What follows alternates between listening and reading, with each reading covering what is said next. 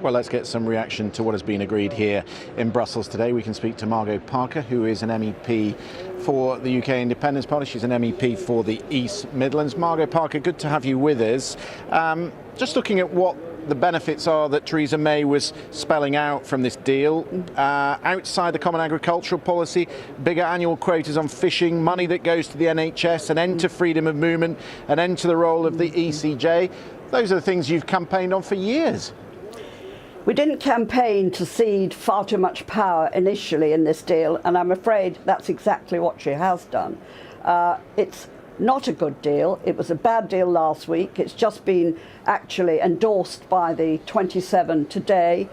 You'd expect that to happen, but it still remains a bad deal. We're tied in perpetuity. There's no firm leave date. We cannot go out and get trade deals with the rest of the world. And I personally felt that that was very important to help our economy immediately. 50% of our trade already is on WTO terms. So for me, I really wanted that positive side to be delivered. And this is just kicking the can down the road for 2 years to see what happens. We've got a new administration coming into the European Union next year. No idea what shape that will take, who they will be, what they will say. So it's not a good deal, and frankly, it shouldn't be offered to the British Parliament to have to ratify.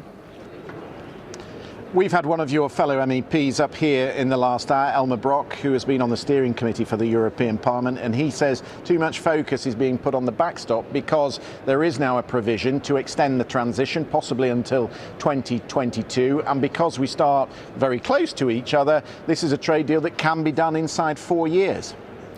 Well, that's all very well and good, and I understand why he would say that.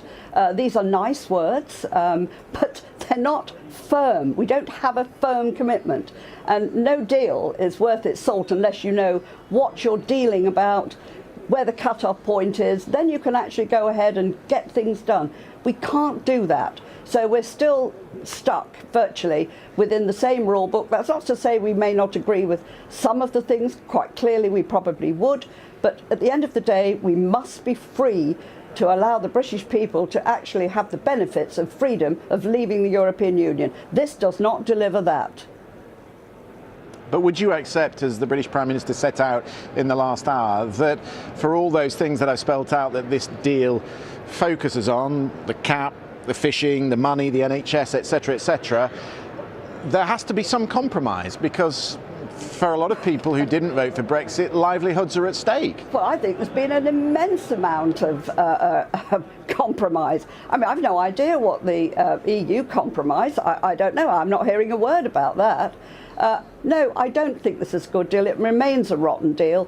And I think, to be quite honest, it would be far more beneficial if we left on WTO terms, 29th of March. Then, of course, once we've left, we can indeed go back to our good friends in Europe and sort out some arrangements. But then we will be in a position of authority and power, and quite rightly so. And a quick word on what we've heard from the Remain side of the argument today, the idea that there could be a referendum or a general election around the corner. Would you rather have another referendum or an election rather than this deal? No, I don't think that's the option. We've already had a referendum. The people have spoken. I think to offer a second one is just via the back door. It's it's a large corporate globalist people that it benefits them, and they want to really crush the will of the people. Make no mistake, the people voted to leave. It is the government and the civil servants who wish to remain. That's what we're up against. They don't like what the people voted for. I'm afraid that's the fact and the simple truth of the matter.